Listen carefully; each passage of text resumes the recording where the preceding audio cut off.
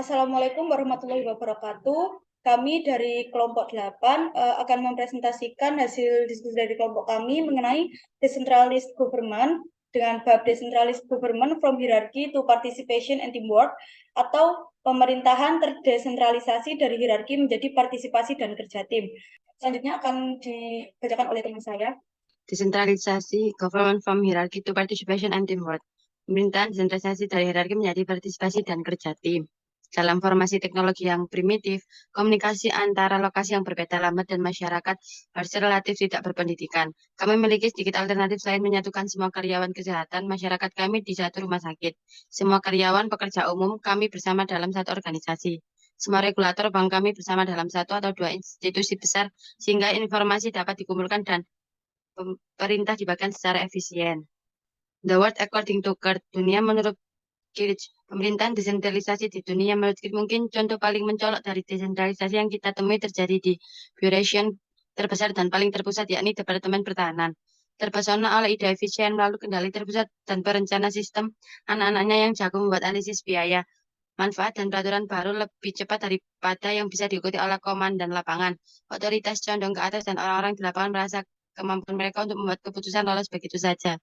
Saat militer terhenti di Vietnam, desakan untuk melakukan sentralisasi semakin meningkat. Pada akhirnya, Presiden Johnson mengambil kendali pribadi atas peran tersebut. Dia memerintahkan pengoboman dan kampanye medan perang dari Gedung Putih. Orang-orang di Pentagon meneliti foto udara dan menunjukkan target 10.000 mil jauhnya. Jenderal di markas terbesar di Vietnam memerintahkan pasukan garis depan melalui radio dan militer Amerika Serikat membayar harganya. Untungnya, para pemimpin kita belajar dari kekalahan. Oke, kemudian decentralizing public organization untuk participatory management atau desentralisasi organisasi publik melalui manajemen partisipatif. Dalam hal ini, manajemen partisipatif berkembang dalam organisasi publik. Kewirausahaan dari distrik, sekolah, hingga kepolisian. Bahkan manajemen publik juga menyebar dalam pendidikan. Secara tradisional, sistem sekolah umum sangat desentralisasi. Namun, dari hasil studi yang telah dilakukan, telah membuktikan bahwa sekolah di mana kepala sekolah dan guru memiliki otoritas yang signifikan. Mereka berhasil membuat pusat-pusat penting yang dibuat oleh administrasi pusat, sehingga ratusan sekolah mulai mempraktekkan apa yang dilakukan oleh para pendidik tersebut dengan yang disebut yaitu manajemen lokasi mendorong. Kemudian yaitu Revenue Management Cooperation atau kerjasama guru manajemen. Secara tradisional dalam lingkungan politik, orang yang ditunjuk mencari dan memiliki pengalaman manajemen. Mereka tidak bertahan lama dan mereka tidak terlalu memperhatikan manajemen. Serikat pekerja satu publik berada pada posisi yang sama pada rekan sektor swasta mereka ketika ada persaingan asing yang mengajukan begitu banyak industri. Pilihannya yaitu ada dua, yaitu mereka menolak perubahan atau menyaksikan penurunan industri mereka. Dan mereka juga dapat bekerjasama dengan manajemen untuk menstrukturisasi organisasi mereka dan mendapatkan kembali kepercayaan pelanggan mereka untuk kembali membayar pajak. Kemudian mengenai layoff policies atau kebijakan tanpa PHK, di mana kebijakan tanpa PHK ini mungkin adalah cara terbaik untuk mengamankan kerjasama serikat pekerja adalah dengan menerapkan kebijakan tanpa PHK ini.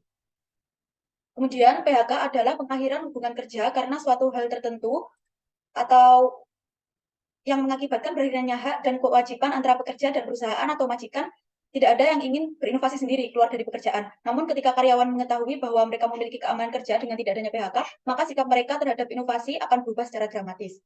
Kemudian mengenai flattening the organizational hierarchy atau meratakan hierarki organisasi, di mana seperti yang dikatakan Peters dan Waterman, manajemen menengah bertindak sebagai spons. Mereka menghentikan ide saat turun maupun naik. Jika organisasi akan mempertahankan semua lapisan manajemen mereka dan semua manajemen menengah terus memainkan peran tradisional mereka, maka kontrol akan berlebihan dan akan cepat terjadi kontrol berlebihan tersebut. Oleh karena itu, organisasi partisipatif itu menemukan cara bahwa mereka itu harus menghilangkan lapisan dan meratakan hierarki mereka agar tidak terjadi kekuasaan yang terlalu mengontrol.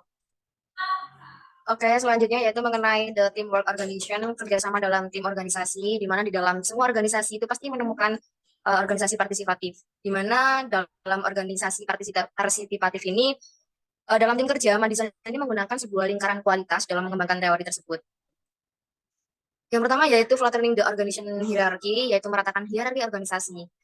Di mana manajemen partisipatif bervariasi ini yang berkualitas merupakan beberapa manajer yang hanya menginginkan lebih banyak masukan daripada karyawannya, tetapi tidak ingin berbagi kekuasaannya. Oke, selanjutnya yaitu Yang pertama ada kualitas kerja, yang dimana pada kualitas kerja ini kendali mutu itu bersifat sukarela. Adapun kerjasama tim yang menggunakan metode DEMI, di mana metode DEMI ini yang dimaksud yaitu untuk meningkatkan proses kerja mereka, yaitu memilih masalah atau proses untuk diperbaiki, yang kemudian mengukur hasil, menganalisis data, menentukan penyebab dan mengimplementasikan sebuah solusi yang akan mereka lakukan.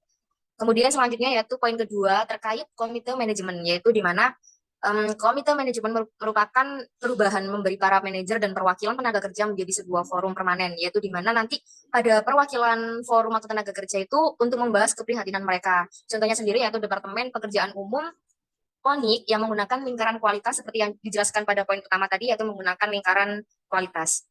Selanjutnya untuk poin ketiga yaitu terkait program pengembangan karyawan, di mana pada poin ini kita dapat membantu karyawan mengembangkan bakat dan kapasitas, di mana bakat dan kapasitas tersebut itu dapat berupa melalui sesi pelatihan, lokakarya, dan sejenisnya, di mana organisasi ini memberi peluang tersebut untuk menghasilkan loyalitas yang luar biasa.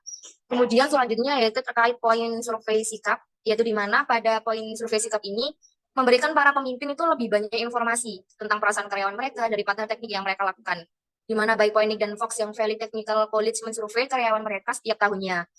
Adapun hasil dari metode yang dilakukan ini, yaitu dengan cara pemberian promosi. Oke, selanjutnya yaitu pada poin 5. Poin 5 terkait evaluasi pegawai terhadap manajer, yaitu supervisor di Departemen Kepolisian Madison untuk mengembangkan pemeriksaan 4 arah yang mengumpulkan umpan balik dari karyawan mereka, bahkan rekan mereka, atasan mereka, dan diri mereka sendiri. Kemudian ada poin ke-6 yaitu kebijakan penemuan, di mana pada kebijakan penemuan ini membantu karyawan untuk mematenkan dan mengembangkan produk atau proses baru yang mereka ciptakan, di mana memberikan uang dan mendapatkan paten, kemudian membantu pengembangan, membiarkan mereka untuk menangani pengembangan dari mereka yang sendiri, mereka yang mengelola dan mereka yang mengembangkan segala sesuatunya. Kemudian yang selanjutnya yaitu terkait juara inovasi, di mana pada juara inovasi ini memberikan para pemimpin lebih banyak informasi tentang apa yang mereka lakukan, yaitu mendapatkan sebuah apresiasi atau juara. Kemudian apresiasi ini diberikan sebagai untuk meningkatkan kualitas kerja mereka. Kemudian yang ke-8 yaitu program hadiah. Program hadiah ini berupa seperti pemberian promosi kepada karyawannya, kemudian memberikan sebuah hadiah atau tunjangan dalam gaji mereka, dan sebagainya. Baik, selanjutnya yakni Creating an Institutional Champion for Bottom-up Innovation, yakni menciptakan juara kelembagaan untuk inovasi bottom-up. Nah, agar suatu organisasi dapat berhasil, maka organisasi partisipatif tidak hanya memberdayakan karyawannya dan tim saja, tetapi juga melindungi mereka. Seperti pada pembicaraan Rudy Pepperch, Gubernur Minnesota dari tahun 1978 hingga 1979 serta 1983 hingga 1991 menciptakan solusi yang menarik, semacam juara institusional yang dirancang untuk memberdayakan dan melindungi pengusaha jauh di dalam birokrasi. Nah, STEP memiliki sejarah yang menarik. Selama masa jabatan pertama Pepperch, dia telah belajar secara langsung betapa banyak pegawai negara yang membenci dekret yang diturunkan dari atas. Nah, programnya ini sangat sederhana.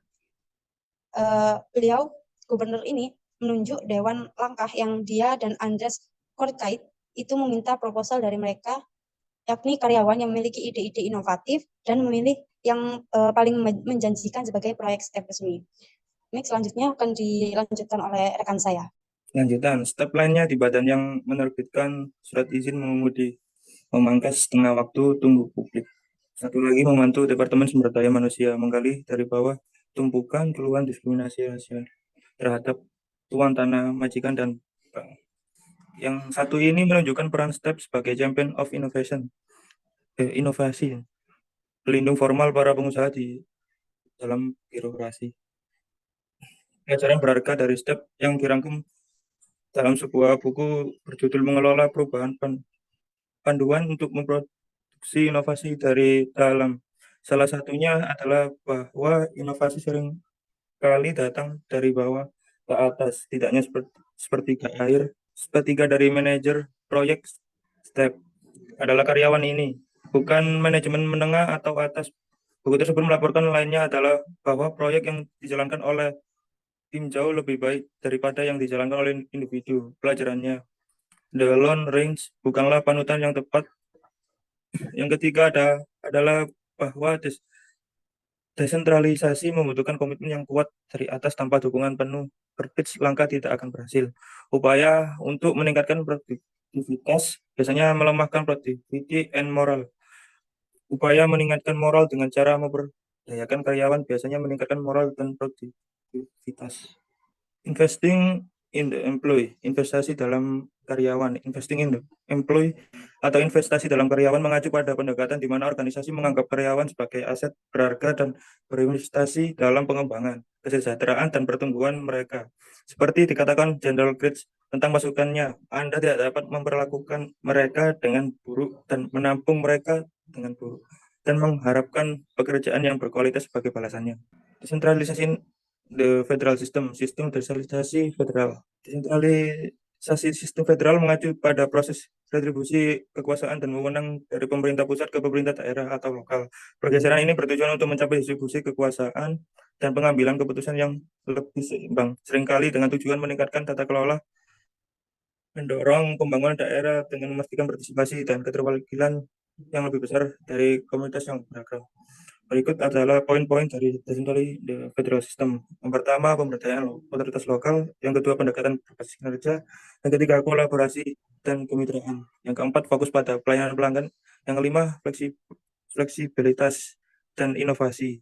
Baik, kesimpulan dari presentasi kelompok kami bahwa decentralized government from hierarchy to participatory and teamwork, atau dalam bahasa Indonesia yaitu pemerintah desentralisasi, yaitu dari bersifat hierarki menjadi partisipatif dan kerja tim. Maksudnya adalah pemerintah hendaknya tidak sentralis dan banyak bidang kebutuhan pelayanan publik yang memungkinkan untuk didesentralisasikan penyelenggaraannya agar lebih partisipatif dan efisien.